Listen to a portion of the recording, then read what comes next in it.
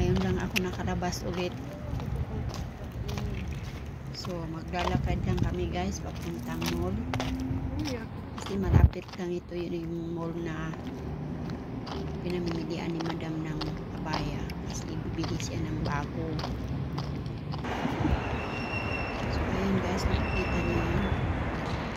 So, dumadaan yung metro sa taas. So, malapit na kami dito guys sa mall.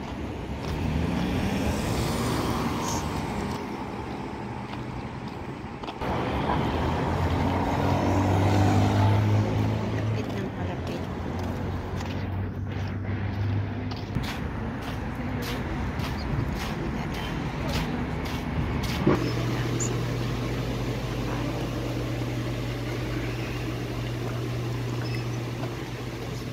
Guys, ayun si madam. So namimili na siya. Ang gaganda ng abaya.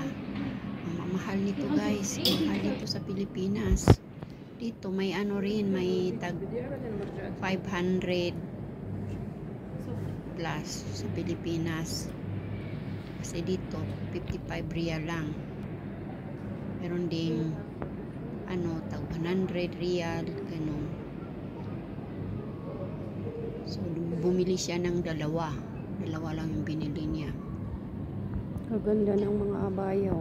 So ito na nga guys, kumukuha ako ng video para naman may pang-upload. So ayan, gaganda guys, gaganda talaga. Ang mahal niyan sa Pilipinas may 1,000 plus yan, pero dito mura lang. So ito guys, nandito ako sa labas, hinihintay ko si madam.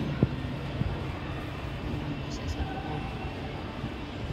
So ito lang guys, thank you for watching.